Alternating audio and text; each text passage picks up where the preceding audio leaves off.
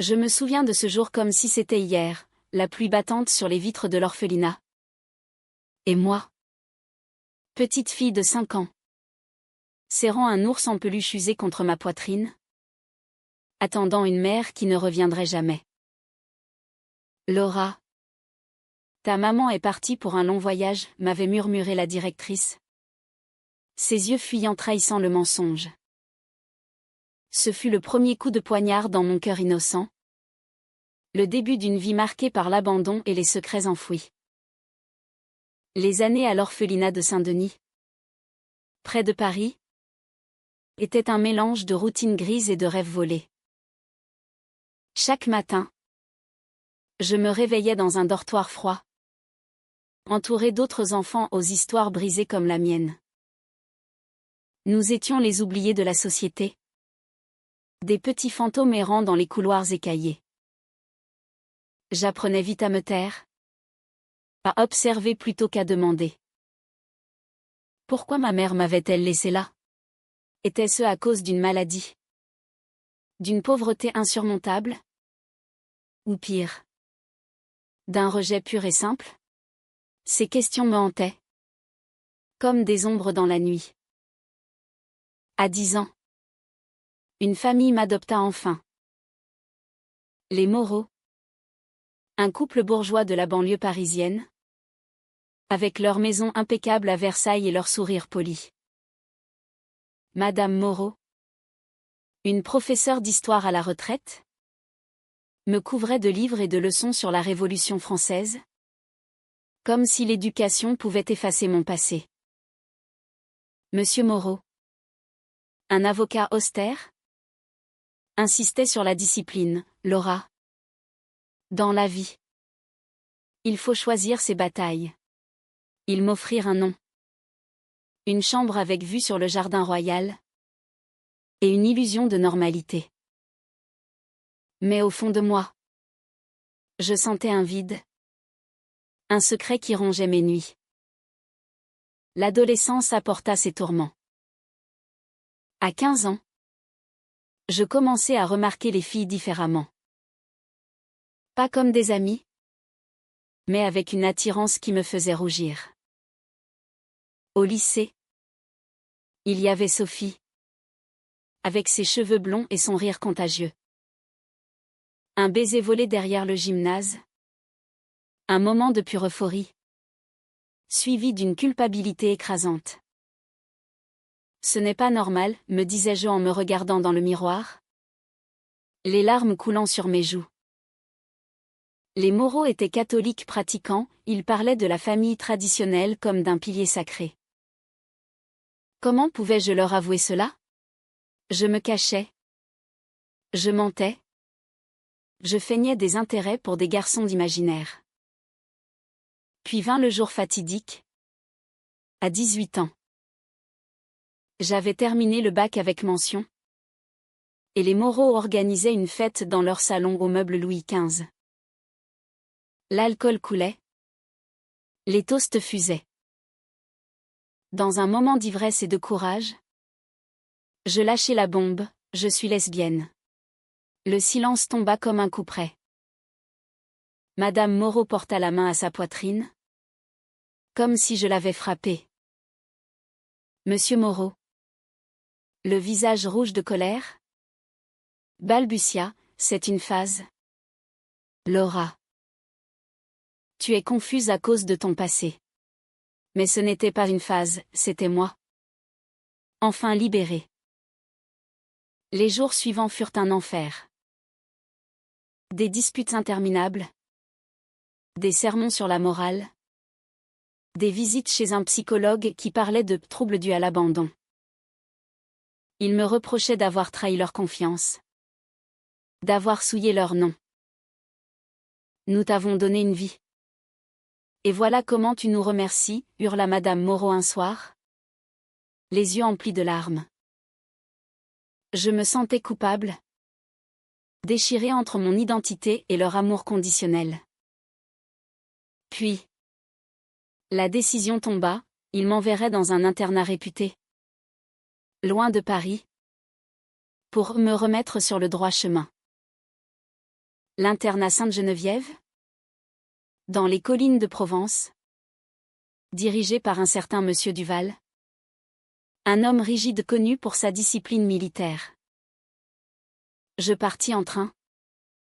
Le cœur lourd. Mes valises remplies de livres et de regrets. L'arrivée à l'internat fut un choc, des bâtiments anciens en pierre, entourés de vignes et d'oliviers. Un air chargé de lavande et de secrets. Les filles y étaient issues de familles aisées, envoyées pour être redressées ou simplement pour exceller. Parmi elles, Pauline se distingua dès le premier jour. Elle avait 20 ans. Des origines espagnoles, sa mère venait de Madrid, avec des boucles noires et un tempérament de feu.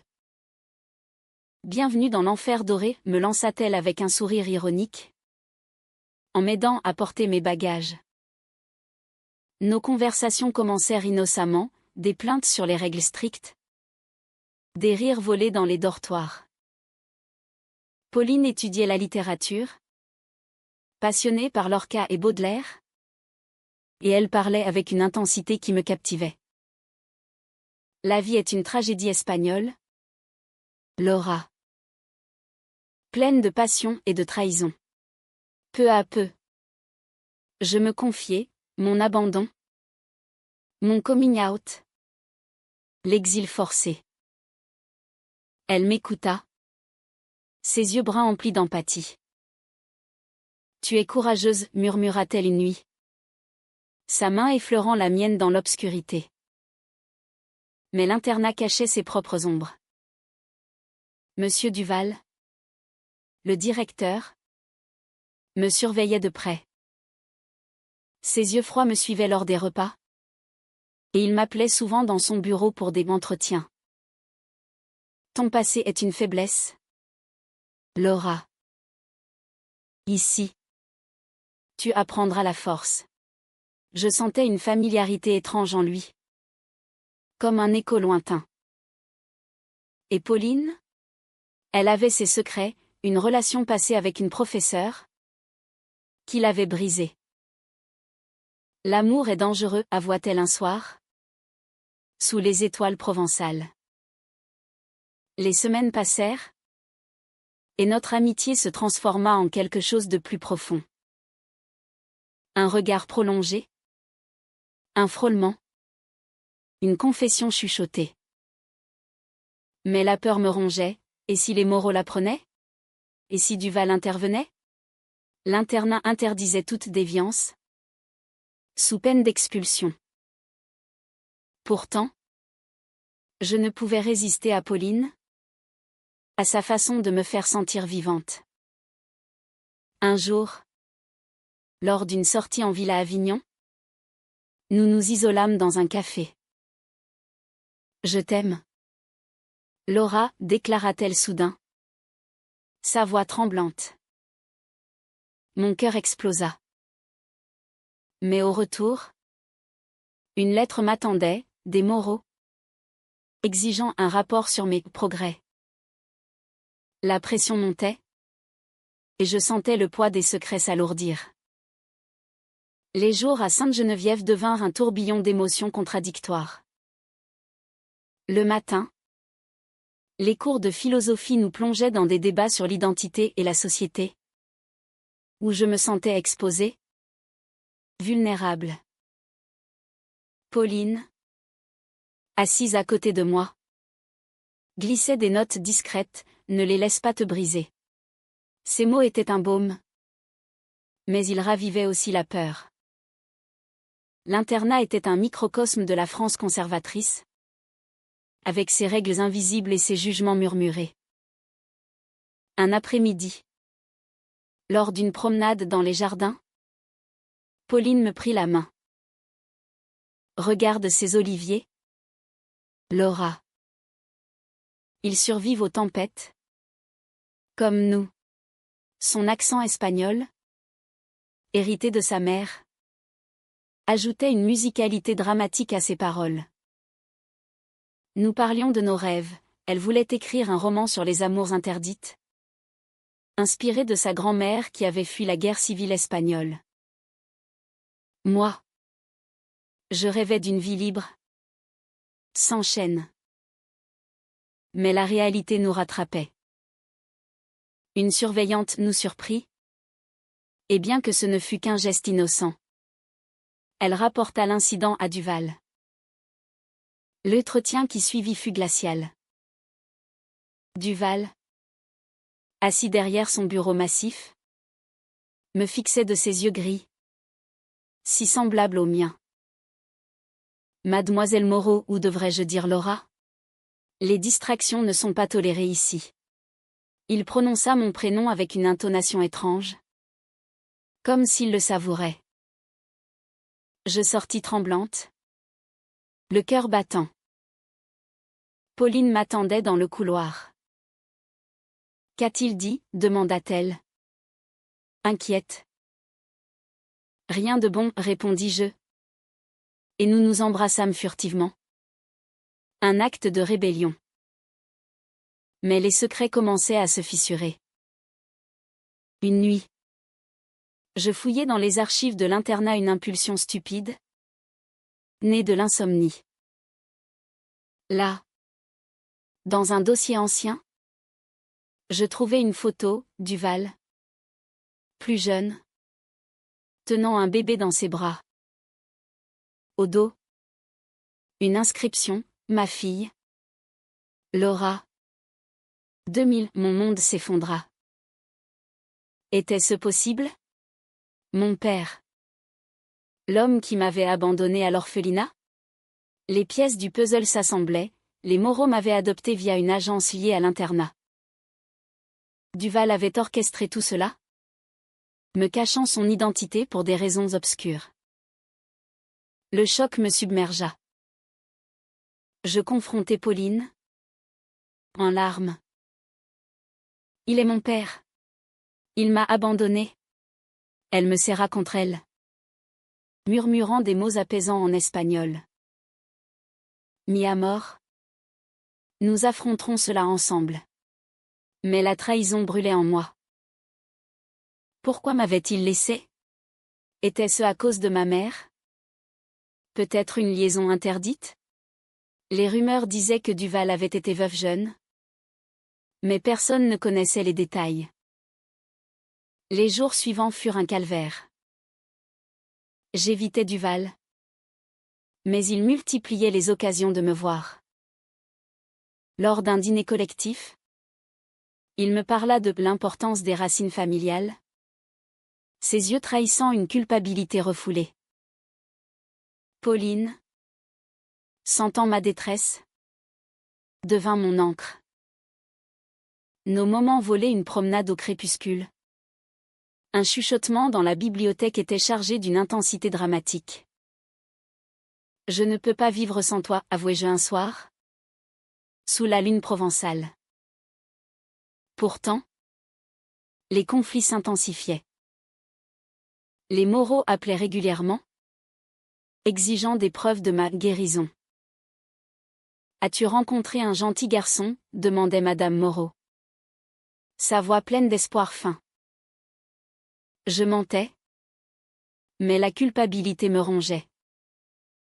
Puis, une lettre anonyme arriva. Pauline et Laura, attention. Les murs ont des oreilles. Quelqu'un nous espionnait. La paranoïa s'installa. Était-ce une autre élève? Jalouse? Ou pire? Duval lui-même? Un soir, lors d'une fête clandestine dans les dortoirs, une tradition espagnole importée par Pauline, avec du vin caché et des danses folles, les choses dégénérèrent. Une dispute éclata entre Pauline et une rivale. Sophie, coïncidence cruelle avec mon passé, qui l'accusa d'être une corruptrice. Les mots volèrent, et Sophie révéla notre secret à voix haute. Le chaos s'ensuivit, des cris, des pleurs, et Duval qui surgit, alerté par le bruit. Il nous sépara, me traînant dans son bureau. C'est inacceptable. Tu salis tout ce que j'ai construit. Ses mains tremblaient. Et pour la première fois, je vis la faille, un homme brisé par ses propres secrets. Pourquoi m'as-tu abandonné, hurlai-je enfin. Il blêmit. Pour te protéger. Ta mère. Elle était comme toi. Elle aimait une femme. Et cela l'a détruite. La révélation me frappa comme un ouragan. Ma mère. Lesbienne. Morte dans un accident suspect ou était-ce un suicide? Duval l'avait aimée. Mais la société l'avait forcé à choisir. Je sortis en courant. Le cœur en miettes. Pauline m'attendait dehors. Sous la pluie. Nous devons partir, dit-elle. Déterminée. Mais où? Les Moreau me renieraient. Duval me retiendrait. La nuit fut un tourbillon de décisions difficiles, rester et affronter. Ou fuir et tout perdre? Les révélations de Duval résonnaient en moi comme un écho interminable. Ma mère. Une femme aimant les femmes. Abandonnée par la société impitoyable des années 90. Duval. Mon père. L'avait aimé passionnément. Mais la pression familiale, une lignée conservatrice de Provence l'avait poussée à la quitter. Elle était morte peu après ma naissance. Dans un accident de voiture que certains murmuraient être un suicide. Je t'ai placé à l'orphelinat pour te donner une chance normale, avoua-t-il plus tard. Lors d'une confrontation Tirgerkin dans son bureau. Ses yeux, si froids d'habitude, étaient humides. Mais je t'ai surveillé de loin. Via les Moreau. La trahison était double, non seulement il m'avait caché, mais il avait orchestré mon arrivée ici après mon coming out. Les Moreau m'ont contacté. Ils pensaient que ma discipline te guérirait, point. Ces mots me firent bouillir de rage. Guérir? C'est qui je suis, hurlai-je. Il baissa la tête, murmurant, je sais maintenant que j'ai eu tort. Ta mère. Elle m'a appris l'amour vrai? Mais trop tard. Pauline devint mon pilier dans cette tempête. Nous nous retrouvions en secret. Dans les vignes environnantes. Où l'air embaumait le thym et le romarin. En Espagne. On dit que l'amour conquiert tout, chuchotait-elle. Ses doigts entrelacés aux miens. Mais nos moments étaient teintés d'angoisse. Sophie. La délatrice. Répandait des rumeurs. Transformant l'internat en un nid de vipères. Les filles nous regardaient de travers. Murmurant, perverse ou tragique. Un jour, une crise majeure éclata. Pauline reçut une lettre de sa famille, sa mère, veuve et traditionnaliste, menaçait de la déshériter si elle persistait dans ses folies. Elle sait pour nous, sanglota Pauline dans mes bras. Quelqu'un l'a informée. Était-ce Sophie? Ou Duval? Dans une tentative maladroite de nous séparer? La paranoïa nous consumait. Nous décidâmes de confronter Sophie. Dans le réfectoire. Devant tous. Je l'accusai, pourquoi nous haïs-tu? Elle rit amèrement. Parce que vous avez ce que je n'aurai jamais, le courage d'aimer. Ces mots révélèrent sa propre douleur, une enfance marquée par un père absent. Une mère homophobe. Elle enviait notre lien, mais le craignait. Cette confrontation créa un schisme, certaines filles nous soutinrent, d'autres nous isolèrent. L'internat bouillonnait de tension, comme une tragédie shakespearienne transposée en Provence. Duval, rongé par la culpabilité, tenta de se racheter. Il m'invita à une promenade privée. où il me raconta l'histoire de ma mère, une artiste parisienne, passionnée par la peinture, qui avait aimé une femme avant lui. Elle t'a appelé Laura en hommage à Laura de Pétrarque, le symbole d'un amour idéal. Ces révélations ajoutaient des couches à mon identité, me faisant osciller entre colère et compassion. Pourquoi ne m'as-tu pas gardé, demandai-je. J'avais peur de te briser comme elle. Pauline et moi. Face à ces tourments, approfondîmes notre lien. Un soir, sous un ciel étoilé, elle me confia son propre secret, une dépression passée, suite à une rupture traumatique. Tu m'as sauvée, Laura. Nos confessions étaient des actes de vulnérabilité, renforçant notre amour. Mais les décisions difficiles approchaient. Les Moreau exigèrent mon retour pour Noël, menaçant de couper les fonds. Viens avec moi, suppliai-je Pauline. Elle hésita, ma mère. Elle a besoin de moi. La crise culmina lors d'une assemblée scolaire. Duval annonça des réformes, plus de tolérance, inspiré par des leçons personnelles. Mais Sophie, furieuse, révéla publiquement mon lien avec lui.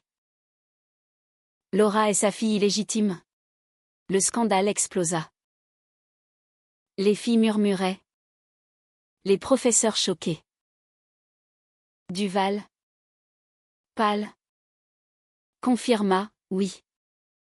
Et je le regrette chaque jour. L'humiliation me submergea. Je courus vers Pauline, qui me serra fort. Nous sommes ensemble dans cela. Les retombées furent dramatiques. Les Moreau, informés, arrivèrent en urgence. C'est un mensonge, cria Madame Moreau. Mais les preuves étaient là, des documents, des photos. Ils se sentirent trahis, ayant cru adopter une orpheline anonyme. Tu nous as utilisés, accusèrent-ils Duval. Lui, brisé, avoua tout, l'abandon pour protéger ma réputation dans une société intolérante. Au milieu du chaos, Pauline et moi fîmes un pacte, affrontés ensemble. Mais une trahison inattendue surgit. Sophie, repentante, confia que c'était Pauline qui avait écrit la lettre anonyme non par malveillance, mais pour nous forcer à assumer. Je l'ai fait pour nous libérer, admit Pauline en larmes. La douleur me transperça. Tu m'as manipulé, hurlai-je. Elle pleura, non. C'était pour nous sauver. La nuit suivante fut un tourbillon de doutes. Étais-je condamnée à l'abandon éternel? Pauline, mon amour, m'avait trahi pour un bien supérieur. Pourtant, sa logique espagnole passionnée, dramatique me touchait. L'amour vrai demande des sacrifices, dit-elle. La trahison de Pauline me laissa en miettes. Un vide plus profond que l'abandon initial. Comment as-tu pu, demandai-je. Les yeux emplis de larmes.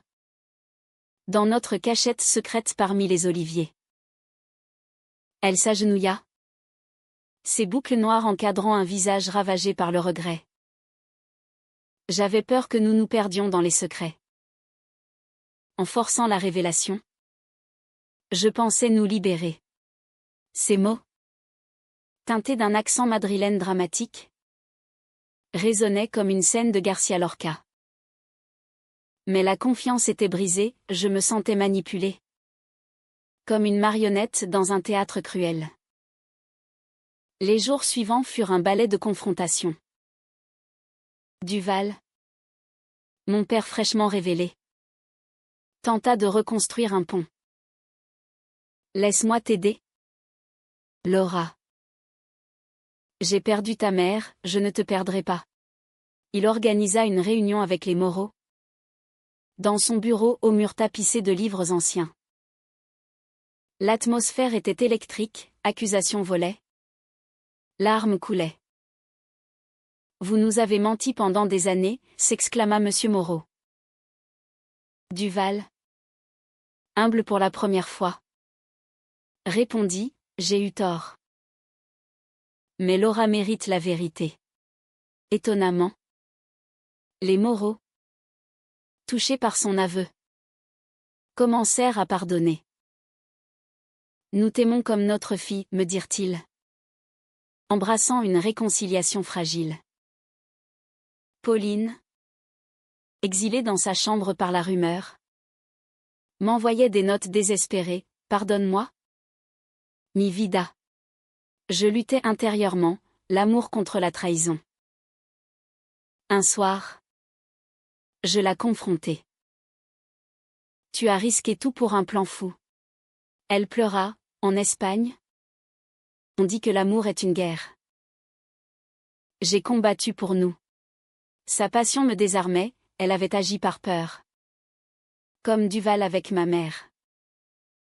Lentement, la compréhension naquit, nous étions tous prisonniers de nos peurs. Le scandale s'amplifia. La presse locale s'empara de l'histoire, le directeur d'un internat prestigieux reconnaît une fille cachée.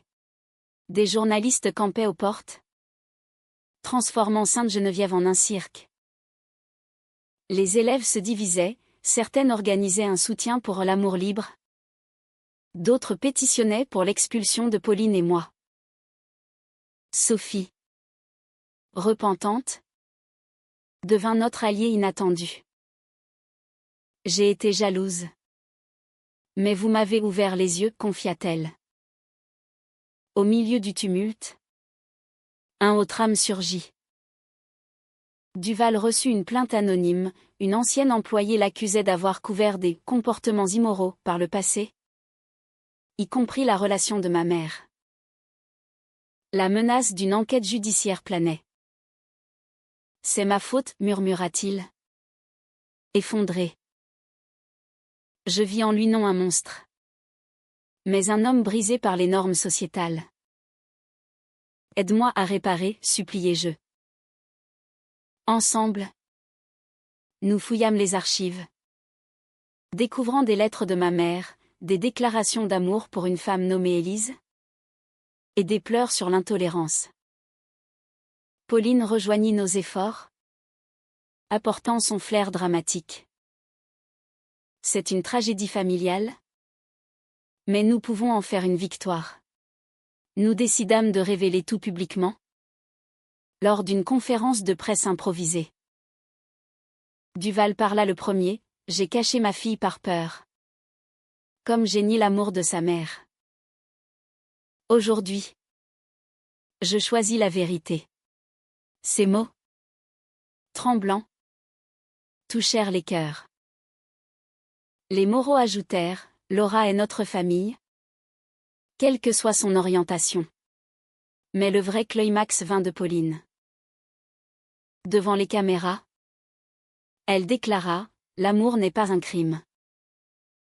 Laura et moi nous aimons. Et cela nous rend plus fortes. La foule réagit, applaudissements mêlés à huées. C'était controversé, provoquant débats nationaux sur l'homophobie en France.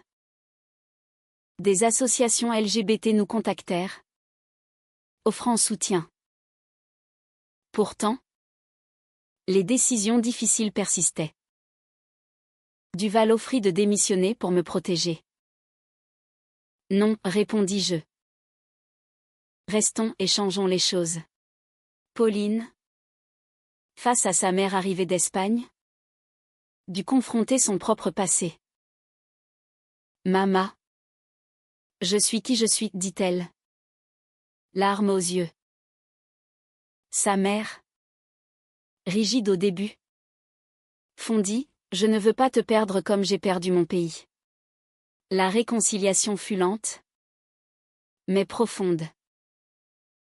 Nous organisâmes un dîner familial improvisé, Duval, les Moreau, Pauline et sa mère.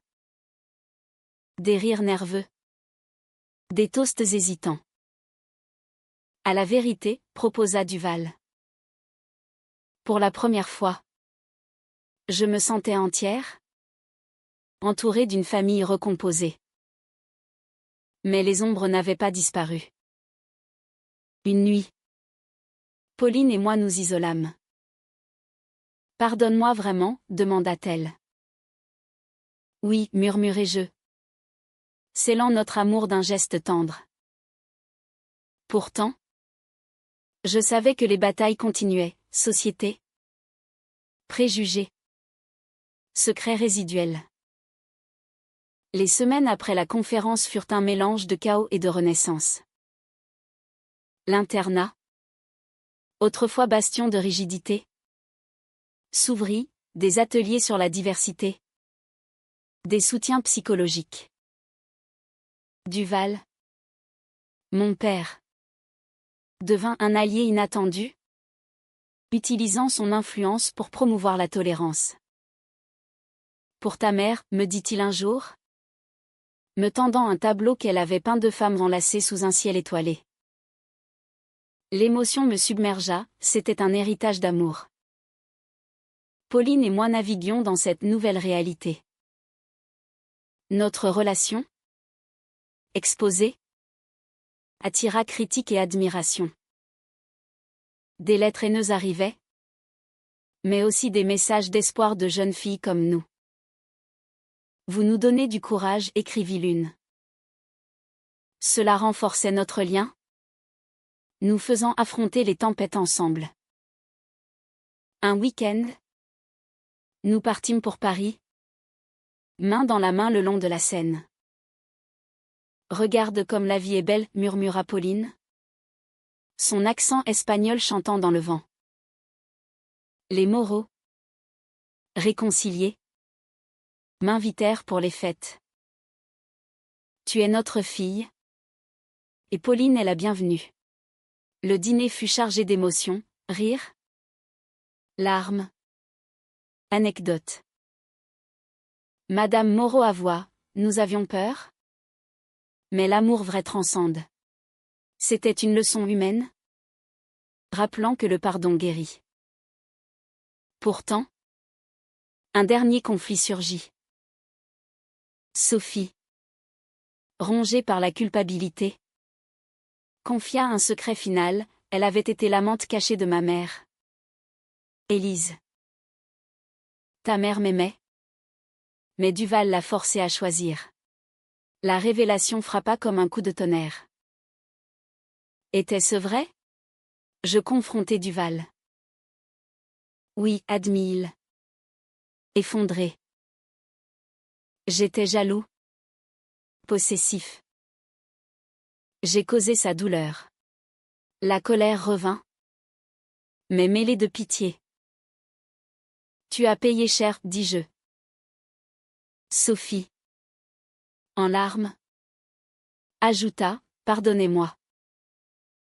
J'ai gardé le silence par peur. Cette ultime trahison mena à une catharsis collective. Nous nous réunîmes tous, Duval, Sophie, Pauline, les Moreau. Des confessions fusèrent, libérant des décennies de secrets. L'amour n'est pas possessif, conclut Sophie. C'était une fin dramatique, transformant la douleur en compréhension. Pauline et moi décidâmes de notre avenir, elle écrirait notre histoire. Un roman mêlant tragédie espagnole et romance française. Pour inspirer les autres, dit-elle. Moi, je poursuivrai des études en psychologie. Pour aider les abandonnés comme moi. Le conclusion fut personnelle. Un soir, dans le jardin de l'internat, sous les étoiles, Duval me serra dans ses bras pour la première fois. Je suis fier de toi, ma fille. Les larmes coulèrent, lavant les blessures. Pauline, à mes côtés, murmura, nous avons gagné. La vie continua. Avec ses hauts et bas. Mais nous avions appris, l'amour, malgré les trahisons et les secrets, triomphe par l'humanité. Dans cette France en évolution, notre histoire devint un symbole non de perfection, mais de résilience. Et moi, Laura, autrefois abandonnée, j'avais trouvé ma place, aimée, entière, libre.